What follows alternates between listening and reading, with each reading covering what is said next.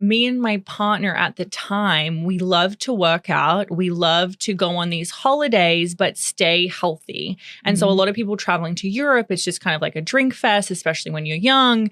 But we always maintain to keep working out while traveling. And we realized, well, like, we want to be around more like-minded people. So he had his personal training degree. I was becoming a yoga instructor. I just loved working out and connecting with people. So we then, on that Europe trip, we decided we wanted to do a retreat in Bali. And so Australians, you know, we're always going to Bali, but like, let's get a really cool group together and let's make it really wholesome. So it was really unintentional to start a business at 19, and the business model of doing retreats is kind of the worst business model because of there's no solid cash flow. You're outlaying so much cost at the start. So I definitely drained a lot of money, but I learned everything by doing because I was a high school dropout, didn't go to college. But I was very determined to understand the world of business because my dad was just a really dedicated entrepreneur. So entrepreneurship in the blood, probably we could say, as we something, yeah. It was like a natural progression for me. And then I guess what happened was I was like, there has to be a better way for this business to be able to produce cash flow when we're not hosting these retreats, because we ended up getting into the corporate space. So we ended up partnering with a supplement brand.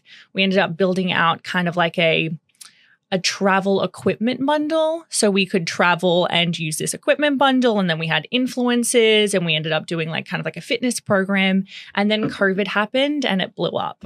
So at that time, I was like just mentally struggling because there was no retreats anymore and it was just online. So it became, you know, me just sitting at the computer 12 hours a day. And like, yes, we were making great money, but for me, it was like, that wasn't enough. It wasn't fueling my purpose anymore. So a larger company ended up acquiring us.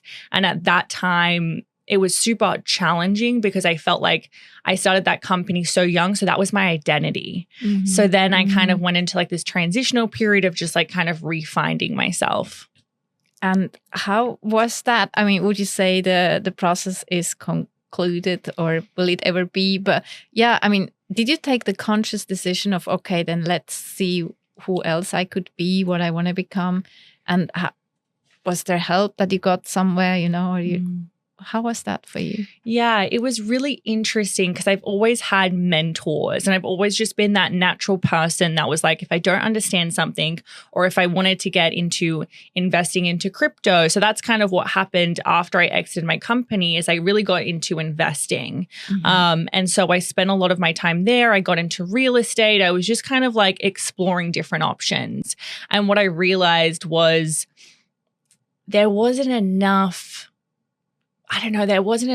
for me within that space. And I was like, I wanted to take my entrepreneurial journey to the next level. And I knew if I wanted to do that, I had to get out of Australia because there's a sense of just very relaxation. And a lot of people, especially, you know, the areas that I grew up, there wasn't anyone that I looked up to and I was like, that's who I want to be. Yeah. So I found that challenging because I was like, oh, there's no one that really, as a woman, that I could model and like, you know, kind of have someone to guide me. It was very much a male-dominated investing space in Australia.